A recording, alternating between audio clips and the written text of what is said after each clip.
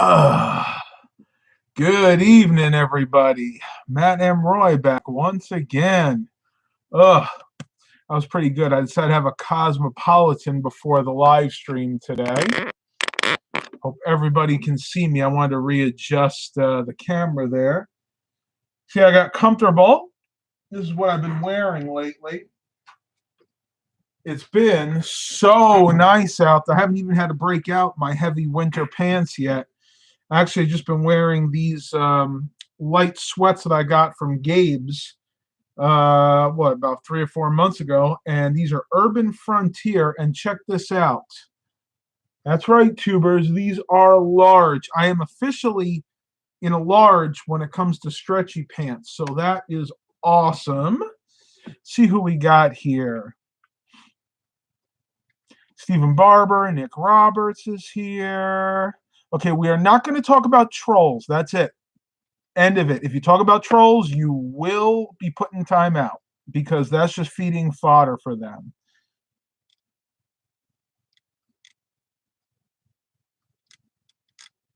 Oh, wow, it has been interesting. Let's see.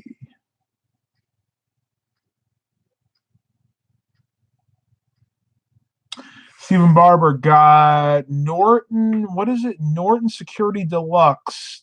10 PCs, $39. Interesting. That's a pretty good deal. You know me, I'm not a big Norton fan myself. I've actually, back in the day, I made a lot of money for Best Buy fixing computers that got viruses that were running Norton 360, Norton antivirus, what have you. So you'll find does a very good job.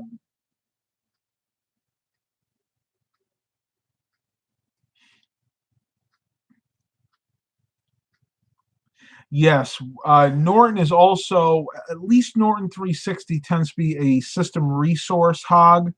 It's the same thing with Kaspersky antivirus, if you guys remember that from way back. I'm not even sure if they still make Kaspersky or not, but they're very good. At least Kaspersky was very good at protecting you, but unfortunately, it just took over every aspect of the computer. And if you had something back in like 2008, 2009, something with like a gig of memory, Norton would be taking about half of that, and you'd be pretty much out of luck. So I would say Norton, Kaspersky would take about half of that. Norton was a little bit more kind. You might get a quarter out of it. Nick Roberts, thoughts on an old Atom netbook from like 2008? Don't buy it. They're absolutely useless today. I had one from, I think it was 2010. It was one of those HP minis that somebody gave me. And it was actually a pretty high-end one. It was dual core Atom processor with two. It originally had a gig of RAM, but it upgraded to 2, which was where that maxed out. And I couldn't even watch YouTube videos on it. They're just not really good for much at all anymore. I mean, if you're getting it and maybe you want to do something like make a retro gaming system, like to put ROMs on, maybe play emulators and ROMs, yeah, they can be good for that. But if you want it for daily use, like for the internet, to maybe watch YouTube videos, stuff like that, they just can't handle it anymore. Not with all the new scripts on these modern browsers. Eric Brunhammer said it. They were useless in 2008 and even more useless now. Other than, like I said, using them for emulation, yeah, I ditch them. They're not really worth anything.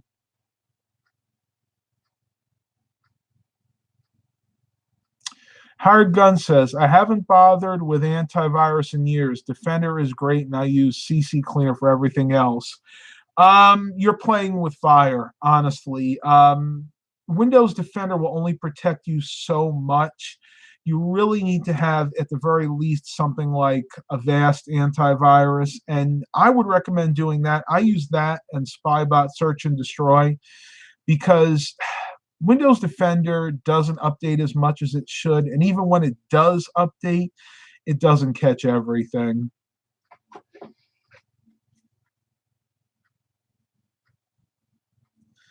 I386 says, something went wrong with my HP ProBook. Cannot upgrade from Windows 10 1803 to 1809. I tried 3 times, leaving it alone for now. got to do taxes. I have Windows update issues also. Some of my systems had problems upgrading from 1803 to 1809. Don't worry about it. It's not 100% necessary. There might be some type of incompatibility with the latest update. Just leave it alone. It's not going to hurt anything to leave it on 1803. Andrea Mallory said, how was your weekend? Did you do anything fun? Well, did a lot of exercising. Mom and I walked the mall twice. I actually got up. Let me check my steps here for you guys. Got to 23,822 steps. I know I haven't been showing you guys this a lot recently. That equates to 12 miles, 12.03 miles, average of 3.5 miles per hour. And I burned 1,465 calories. So did pretty well today, though I had double desserts. So I really needed to walk that off. Guess what, tubers? I'm getting sucked up to here. Hey, buddy. Look who's here. You're a good boy. I have a purrer here. He was on Mom's lap for a while, so it's interesting that he's up here. Usually he'll spend a lot of time on Mom. What you doing? Say hi. You guys hear the purring?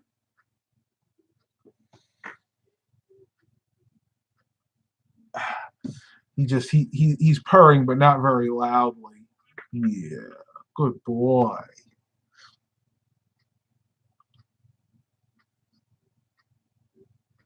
I-386 says, I missed. The program has caused an illegal operation. Well, back in 95, 98 days, you would see that a lot. And actually, Windows Millennium did that a lot when they would run out of system resources.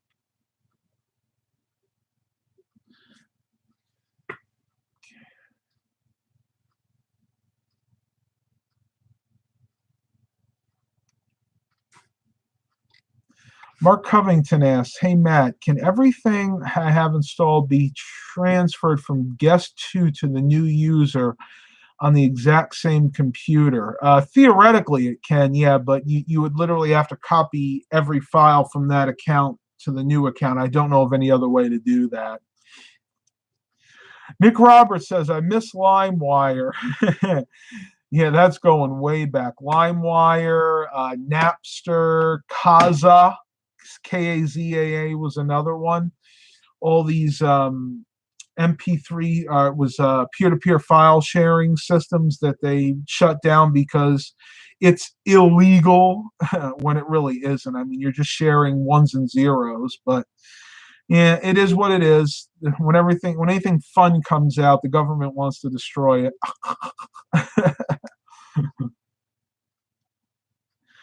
Stephen Barber says, I miss Windows ME and 8.1. Yes, I said 8.1.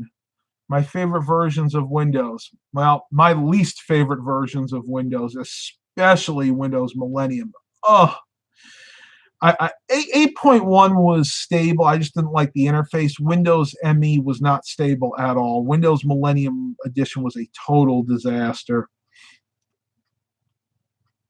I have to respectfully disagree. Windows ME was not better than Vista, especially when Vista upgraded to Service Pack 2, fixed many of the bugs in Vista. I would take a Vista system any day over a Windows ME system.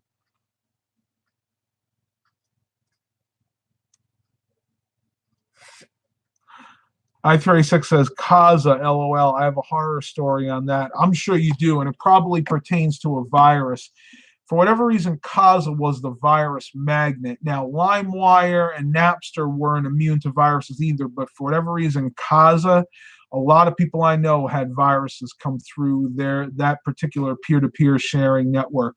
And again, back in the day, we're talking early 2000s, I made a lot of money cleaning viruses off those computers that were running those peer-to-peer networks. What are you doing? Milo. Yeah, he seems occupied for the moment.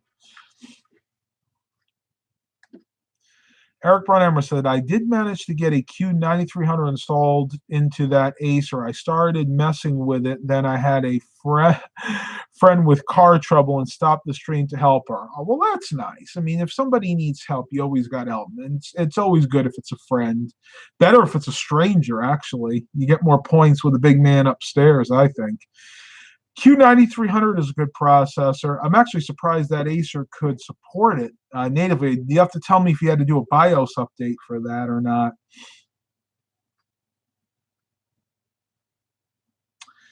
Frostwire. I don't think I ever heard of Frostwire. That's a new one on me. Adam Whitaker asks, hey, Matt, my ViewSonic monitor has lines in it. Do you know how to fix it? It could be a few different things. Generally, when you have lines, it's usually the actual LCD panel that's starting to go bad. And the only way to fix that is to actually replace the panel. Another thing you might want to check is the actual cable. Sometimes if the cable's got a little crink in it, it can actually cause lines. But generally, if it's not the cable, then it's just probably the panel starting to go bad. Very rarely is it something like the inverter board. If it was the inverter board, it would be worth fixing. But again, if it's the panel, you're better off just replacing the monitor. Oh, that's right. I forgot. Eric had told me that the Acer was upgraded with the Foxconn board. Not the factory Acer motherboard. It originally had a Pentium 5200. Yeah, so LGA 775. So yeah, I mean, you could pretty much put any Pentium dual core, Core 2 Duo, or Core 2 Quad in there. Yeah, those Foxconn boards were actually pretty good. I had quite a few Dell Inspiron 530s, Dell Vostro 200s, Vostro 400s with those Foxconn boards.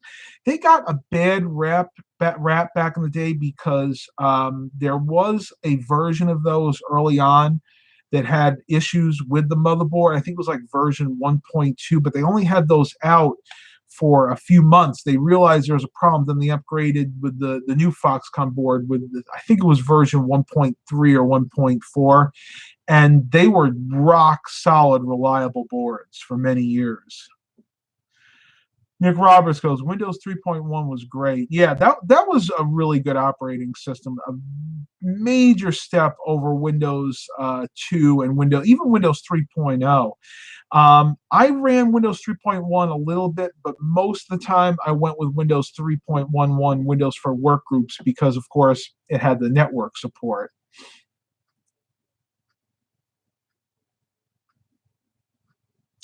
Hired Guns said to Adam Whitaker, try upgrading your drivers and reseating the GPU. You can give that a try, but honestly, that usually won't solve the problem. Easier than that, honestly, if you're afraid that might be the problem, is to just take that monitor and try it on another computer. Or turn it on and let it go to the test screen. And if you see those lines during the test screen, then you know for sure the problem's in the monitor and not the computer itself.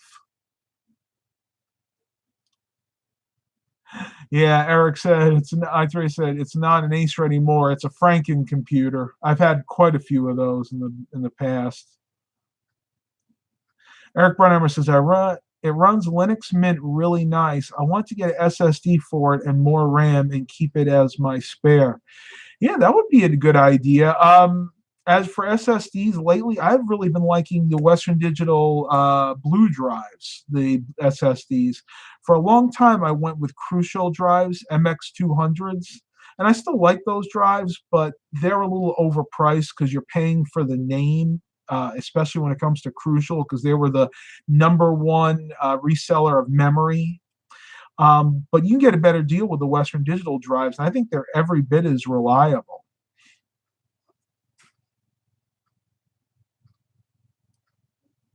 Andre Mallory says, you look like Alvin in the red. Oh, yeah, well, thank you. I mean, I wasn't necessarily going for that. This is just a shirt that actually fits because I've lost so much weight. Most of my old clothes don't even fit anymore. We got 15 watchers and 7 likes. Nice. At least we're being consistent with this live stream.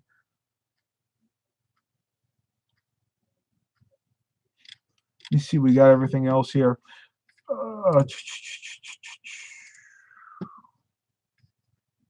Was something I want to share with you guys, and please forgive me if I'm not as attentive tonight. I had, if you guys watch a vlog, you already know that I had horrible sleep last night. I got waken up about 2 in the morning, around 2 a.m. to wind. It was blowing all over the place. It actually was blowing so loud, it sounded like it was going to blow my dual windows over here out. And also the rain. The rain was pounding on the roof, and not that really nice kind of steady rain that actually helps you sleep. This was the real poundy kind of windswept rain. So that kept me up for a couple hours. I finally got to sleep around 4, and then not less than 10, 15 minutes later, my NOAA weather radio over there started going off. So I'm working on about 3 hours of sleep total since yesterday. So that's why I don't look my greatest right now. But the weather is supposed to be getting better. It's going to be really cold tomorrow, but it's going to be nice. It's going to be like mostly sunny. And that gets me to my next subject. I'm going to show you guys something really quick. And I also want to tell you that there will be some cold starts tomorrow. As long as the weather holds true and it stays really cold, I am going to do cold starts, hopefully on number one, the 2006 Dodge Ram 3500, and then my two vehicles, the Buick LeSabre and the Chrysler Town and Country. Let me go grab something real quick. You guys can take a look at my butt.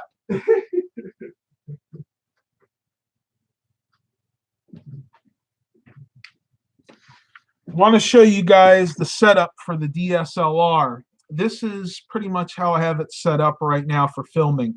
You can see I have the Rode V Micro here right on top. The camera's mounted here. The actual microphone plugs into the side right there. You guys can see it if I move the strap. Plugs in right there. This particular apparatus, this holder, I actually got on eBay many years ago for, I want to say it was under $10. And this thing is really solidly built. It's metal. It's pretty much all metal except for maybe the shoe up here.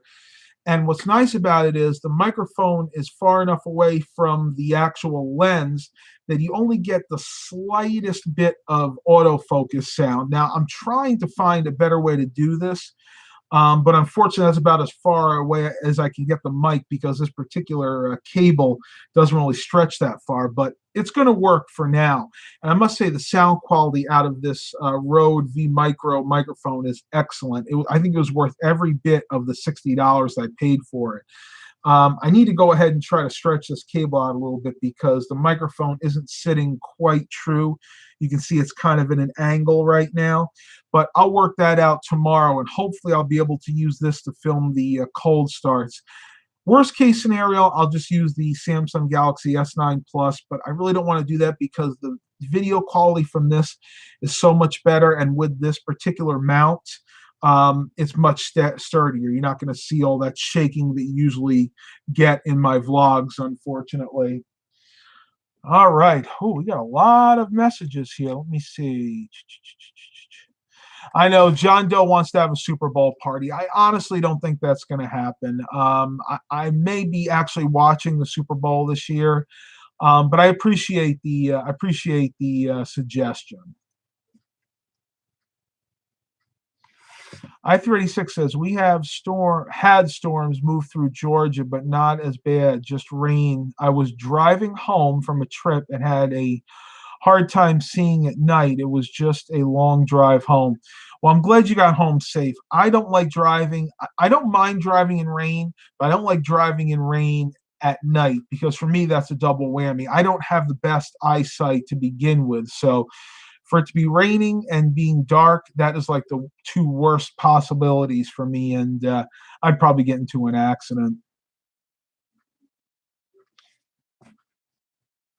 Michael Garner says, I obtained a P-7P55LX for $3 US with an i5 760. Not a bad deal. First gen i5, still a very good processor. Stephen Barber says, SSDs are good for any computer. I have a Silicon Power SSD. I love it.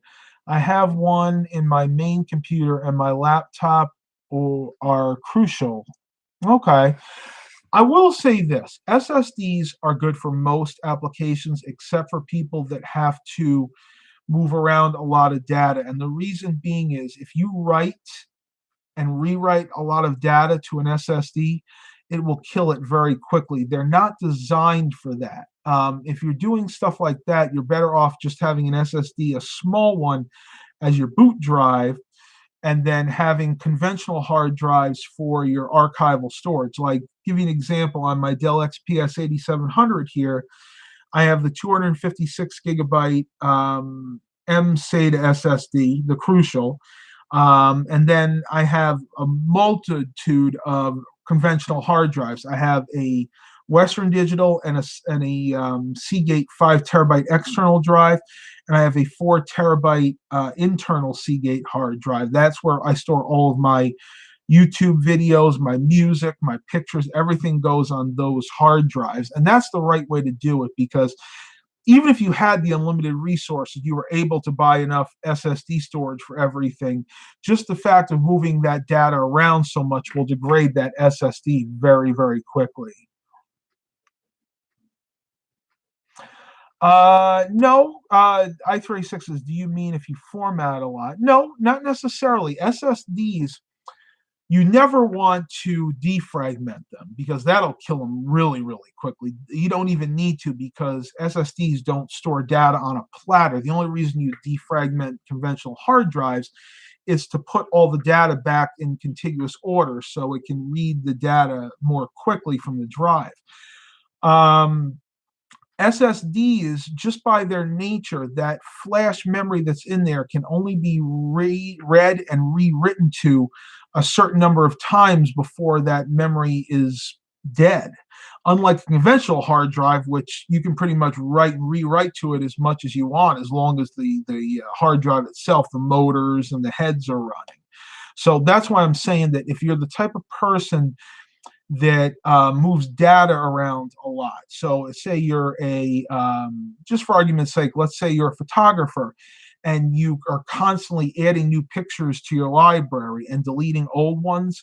You would not want to be doing that to an SSD. You would want to have a conventional hard drive for that picture storage. It's okay to use a SSD as a boot drive. So basically to run, your computer, to install your operating system, to maybe run some basic programs, and to store your browsers for internet browsing.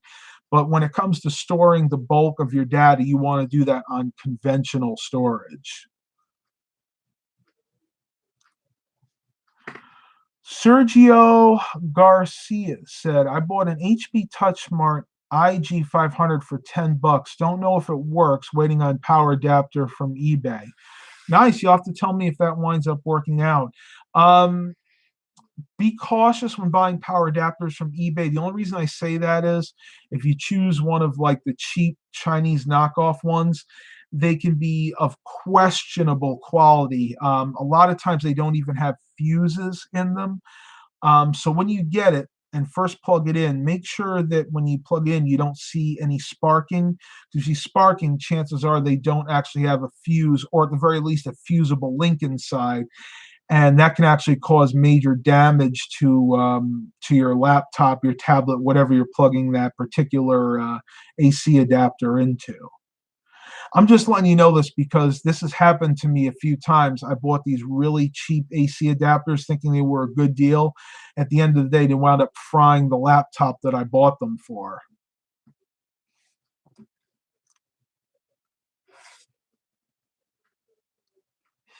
Charlie Lipinski said, speaking of SSDs at work, Friday I got in an SSD that had 2 bad blocks in it. Man, that if it's a new SSD, I'd be returning that real quick to get my money back. If not, you could probably still use it for a while. But when SSDs start reporting bad blocks or bad sectors, it's pretty much a good idea to replace them. Stephen Barber, when I was at Walmart, they had this HP Pavilion all-in-one Man, let's just say I wanted to get it. LOL. Same price as my HP Omen. I had fun playing with it. No mouse or keyboard. LOL. I like touchscreens. They're interesting computers, but as I've said in the past, when it comes to the all-in-ones, you're better off passing because, like laptops, everything is shrunk. All the parts are smaller, and they tend to build up heat, and they don't last as long. I can give you many examples of clients that I have that purchased all-in-ones before I advised them against it, and chances are they didn't. Most of them didn't last more than 3 or 4 years. Whereas a conventional desktop like my Dell XPS 8700, I absolutely expect that to last another 4 or 5 years. So I could probably get about 10 years out of this desktop versus maybe 3, 4, 5 years at most out of an all-in-one. And unfortunately, iMacs are also becoming issues, having those issues as well when it comes to heat. I know a few people with modern iMacs, especially the iMac Pros, that are literally cooking themselves because they don't have a good way to dissipate the heat in such a small space. Pradkins14 says, I am on a diet. Nice, nice. You'll have to tell me how that goes. I still don't like the term diet. I prefer lifestyle change because a diet mainly says you're trying to lose weight for a certain period of time by drastically changing what you're doing, your eating habits, your exercising habits. And then when you're done on the diet, you go back to the way you're eating and you gain that weight back. So it's better to do a lifestyle change. Drastic, or not drastically, slowly decrease what you're eating, increase your exercise. That's basically what I did. And look how it's worked for me, down from 350 pounds now to 229 pounds. I mean, it's the only true way to lose the weight and keep it off. With most diets, you will lose the weight, but you have very little chance of keeping it off long term.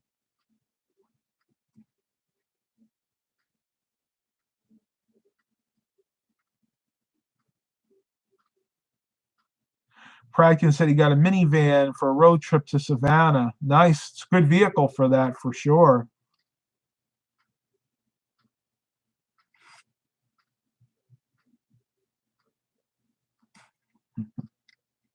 Oh, we got Tyler here. Hey, Tyler. Tyler says, I bought Speed Fan for my 27-inch iMac, and it's running cool about 100 degrees Fahrenheit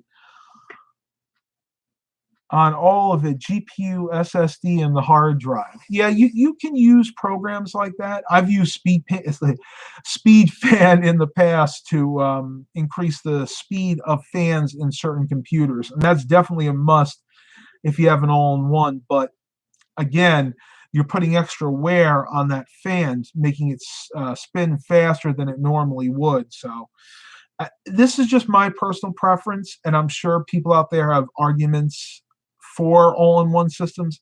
I just don't like them.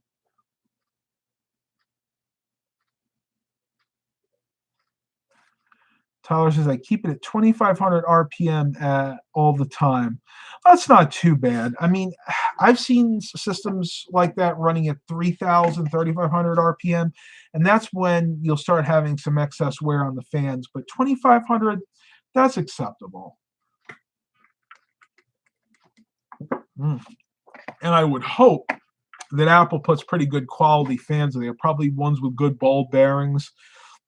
Ones that drive me nuts are systems that have the sealed bearings on them that you can't even clean or lubricate. And a lot of them are like that now, where you can't even, it doesn't have a port. A lot of the older fans, and I'm including all kinds of fans, from ceiling fans to desk fans to cooling fans and computers, used to have on the back, you would see a little hole. That was a port to where you could actually squeeze in lubricant, and you could lube the fan over time, and that would make it last. But most fans nowadays have what are called sealed bearings. Basically, there's no way to add lubricant to that. And when the lubricant that's inside there breaks down and wears out, that's it. Time for a new fan. 22 watchers and 9 likes. That's awesome. Help me out, guys. Give me some more likes. If you really like this video, don't forget to click that like button for me.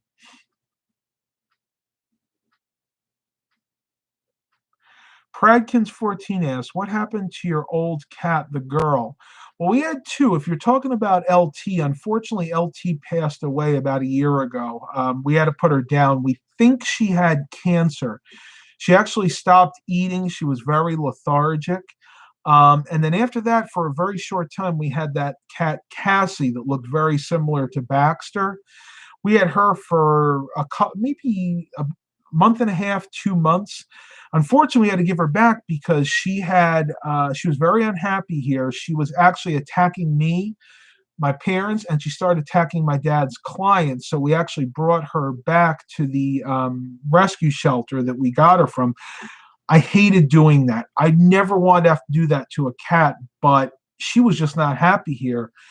Well, I kept up with her story over time. They adopted her out to another family, and the same thing happened. The cat was attacking them, and they brought her back. Well, I'm happy to report that she found her forever home. She's actually on a farm in the next town over. She became a barn cat, and she's very happy doing that. Come to find out, she was raised as an outdoor cat, and the reason that she was attacking everybody is she was miserable being indoors. So it worked out well in the end, and of course, it worked out good for her and for us because we got Baxter and Milo, and I'm very happy with my two guys.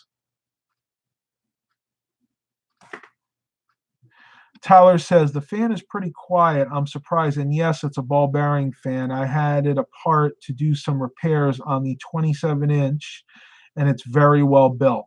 That's good.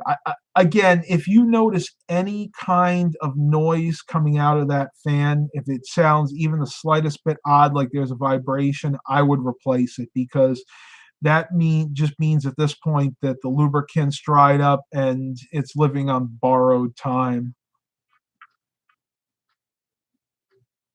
I36 says that Pragins 14, just get on I-95 all the way. Give me a minute. I'm checking Google Maps. You're watching this while driving? Oh my gosh. Well, I can't really say much. When Mom and I go up to New York, sometimes I'll do live streams, but I'm not doing it while I'm driving. Never, never, never.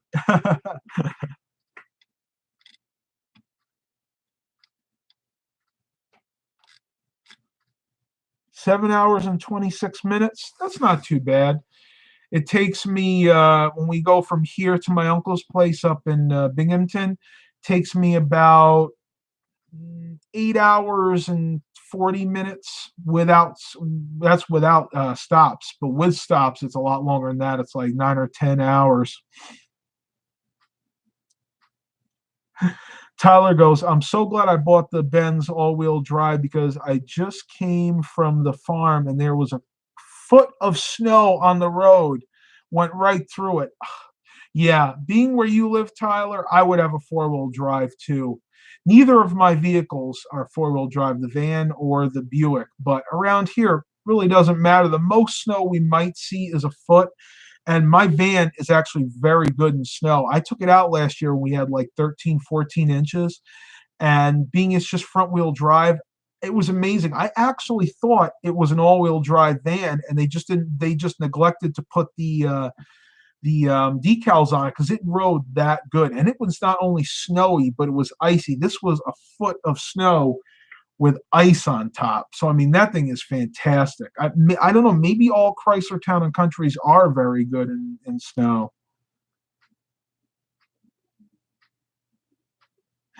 Eric Brunhammer said, I've had a couple of your live streams on with the phone in the cup holder. As long as you're not looking, that's fine. I mean, if you're listening to me, it'd be the same thing as listening to the radio. I'm okay with that.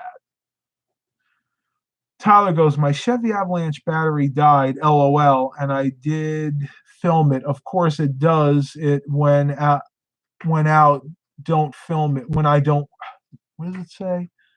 It doesn't when I'm out to film it. Yeah, that's Murphy's Law right there. I mean, that always happens. But when you get snow and when it's as cold as it is where you are, I'm not surprised. I'm very curious to see what happens tomorrow with with the cold starts being. Let me give you guys the latest update on the weather situation here,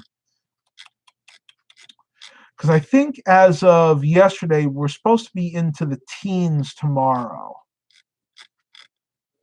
Okay. Yeah, it's the same thing. So tonight it's going to get down to 18 degrees.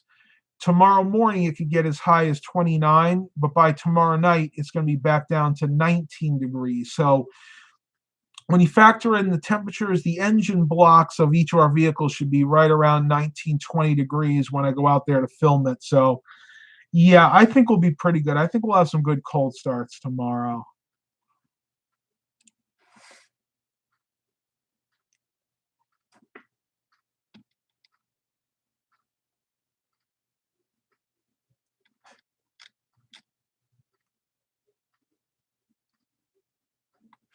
Eric Brunhammer said, so far my Silverado is pretty good in the snow, but it also came with upgraded M and S tires.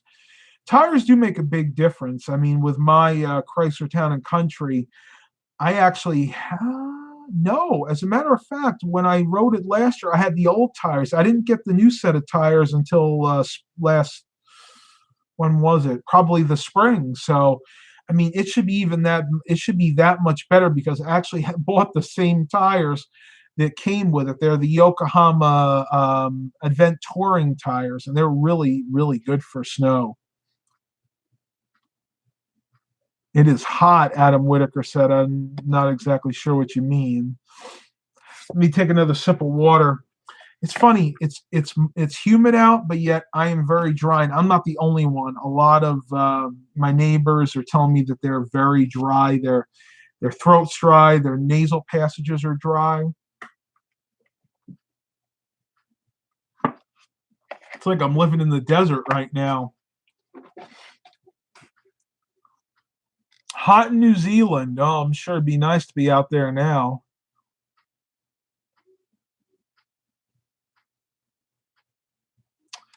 Virginia Beach is only 4 hours from Eric. Yeah, I guess that should be about right. That's right, because you can take the Bay Bridge Tunnel and get there real quick. Actually, you can get there quicker than you can get to my house, believe it or not. Who's there?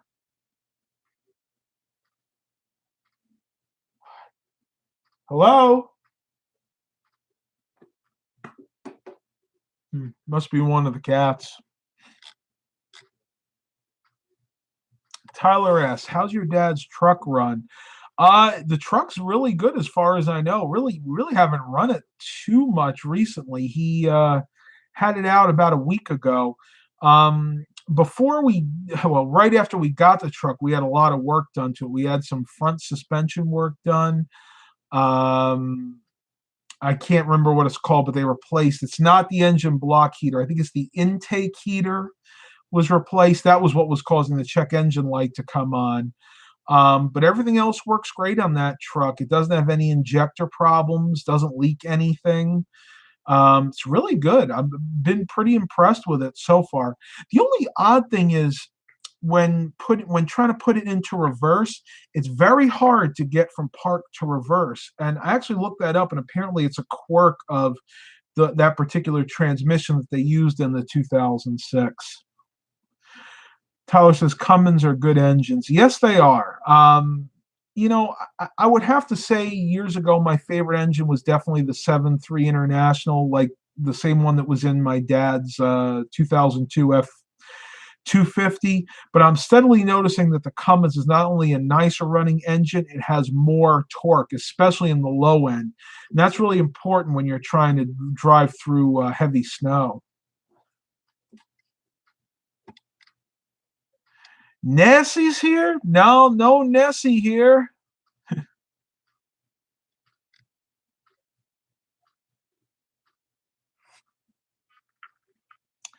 Yeah, the Tyler was saying the 7.3 IDIs are better than the 7.3 Power Strokes.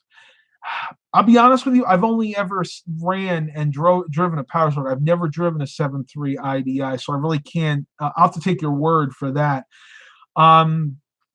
The only issues that we had with the 7.3 Power Stroke, at least in my dad's truck, were the glow plugs, and that was due to a faulty relay, which we had to replace twice.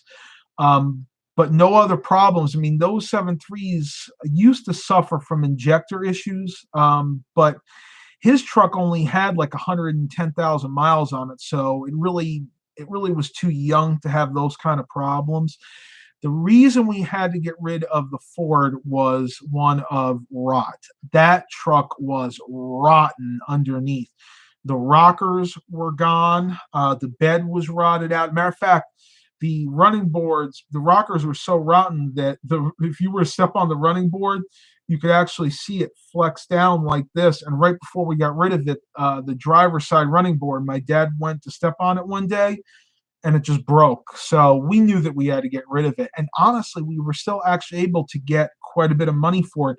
Those trucks are still in such demand that you will get top dollar for those, even if they're ride out, because what these people will do is they'll take them, send them to the body shop. They'll have the whole thing rebuilt. They'll put a new bed on it. They'll rebuild. They'll put rockers on it, and they can resell them for decent money too. I mean, it's amazing what those trucks will go for, even if they are rotten. John Doe said it's the wind knocking. Can't be right now. The storm's over. The storm ended like about 11. Maybe it's Casper the Ghost coming to say hi.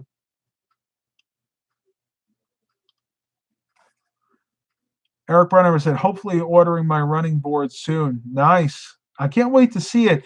Eric, if you get a chance, do a update video on your truck. I know you did it once, but I think it's been a while. Maybe wait till after you get the running boards put on.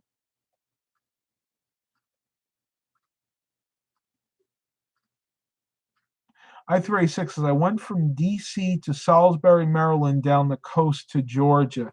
That's a nice drive, especially if you're taking DE1 and then US 13 on the coast.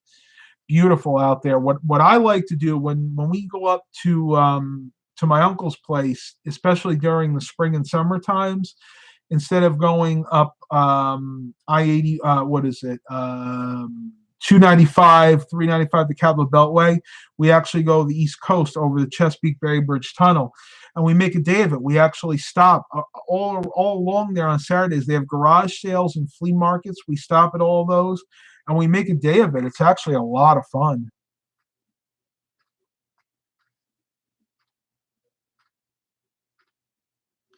Eric says, I'm at 8,200 miles on it. My plan is to do it every 5K. I must have missed something here. Okay, I must have missed something. I'm sorry about that.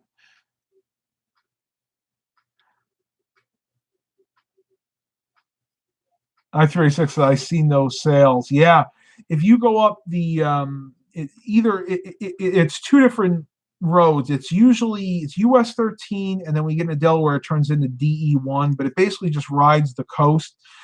And they're usually no less than 20 or 30 garage sales on any given Saturday in the spring and summertime. And then, of course, you got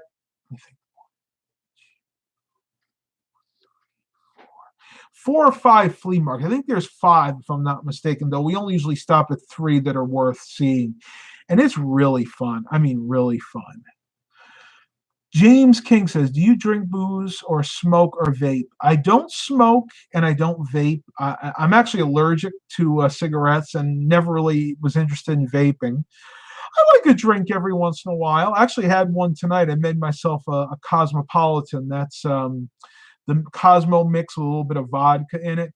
But I don't drink often, maybe 2, 3 times a month, just to kind of take the edge off a little bit. Okay, I got you, Eric. He said he wants to do an update video every 5,000 miles on his truck. I thought maybe that was when he was doing the oil changes or something.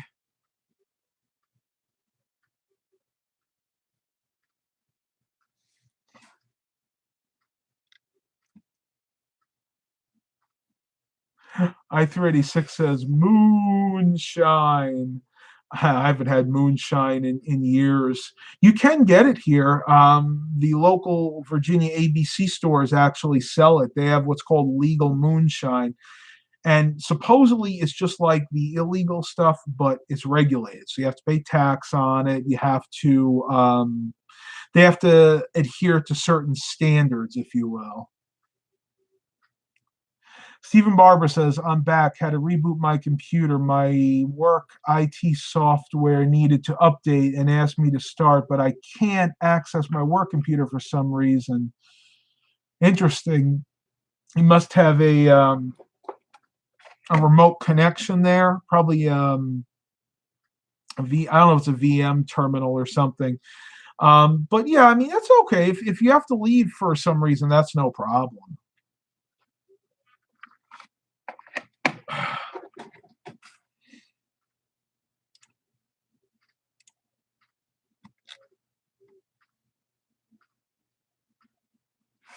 Eric Brunhammer says, my oil changes are every 5,000 miles. They want me to do it every 7,500, but with the variable valve timing, I don't want to do them that far apart. Yeah, that was very important. I was watching Scotty Kilmer the other day, and he was talking about the new engines with the variable valve timing and how if you don't do your oil changes enough, and if crud can start to build up in the valves, and that causes a lot of problems with those engines. So you're smart. Doing it every 5,000 miles. I do it every 3,000 miles for my van and my LeSabre. As a matter of fact, I'm probably going to go ahead and do an oil change on my LeSabre at about 2,000 miles because I noticed that the oil, when I changed the oil the first day that I got it, I noticed the oil was a little on the dirty side. Don't get me wrong, that car was meticulously maintained, but I think the last person that did it let it go a little too long. So I want to go ahead and do one more oil change to kind of clean everything out. And that's something you can do if you buy a used car and you notice, you go do the oil change, you notice the oil is a little bit dirtier than you would like to see, then just don't wait so long between oil changes, at least one or two times. For the next like one or two times that you do it, instead of doing it at 3,000 miles, maybe do it at 2,000 or 1,500 miles.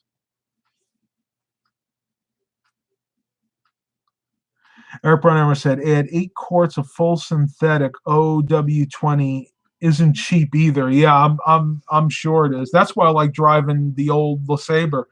LeSabre just requires good old conventional 10W30 or 10W40.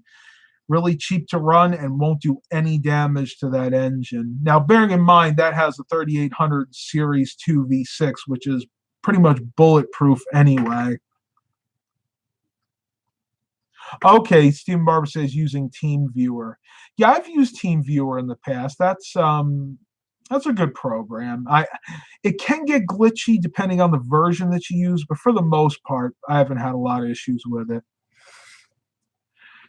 Tyler says, my Chevy Avalanche has rod knock, but it still runs. It works fine, just sounds like a diesel. My dad had a 2000 GMC Sierra that had the same problem. Was it? Hang on. Yeah, it was a Sierra. I thought, it's terrible. Your mind plays tricks with you sometimes. I thought it was a Silverado, and I said no, it was a GMC Sierra with the I think it had the Vortec V8, the 5.7, same one I think that's in Tyler's Avalanche. Had the same problem, but still ran just fine.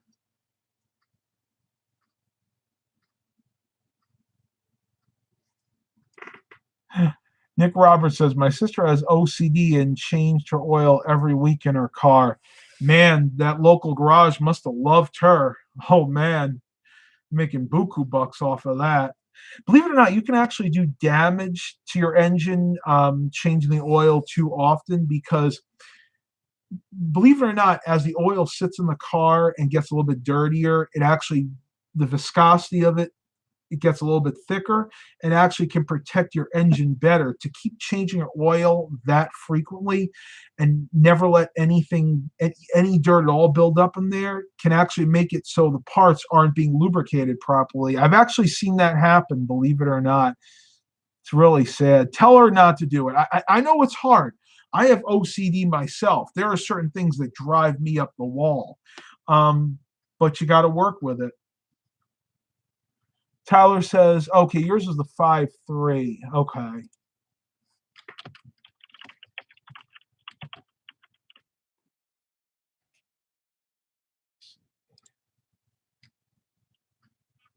Yeah, his was definitely the 5.7. I'm positive about that. Got, what are we at? 50 minutes, 21 watchers, 14 likes. That's awesome. Thank you guys so much.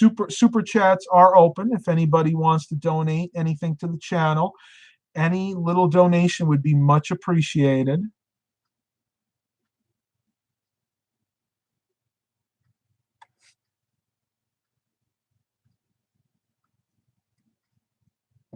All right, Nick Roberts is leaving. Have a good night. I'm going to try to get a good night's sleep too myself.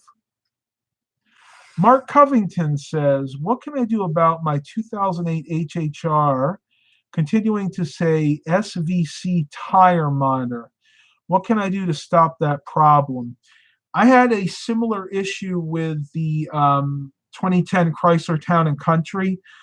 Even though the tires were properly inflated to 42 pounds, the tire pressure monitor system, which is the same thing that's happening with yours, Mark, was coming on. What I actually did is I reduced the pressure in each tire down to about 25 psi, and I let it sit for about 2 hours, and then I refilled each tire. And then when I went to start it again, the tire pressure monitor system, the alert went away. Give that a try. Other than that, it may just be a bad sensor. If the sensor itself is bad, then that's something that your mechanic will have to look into.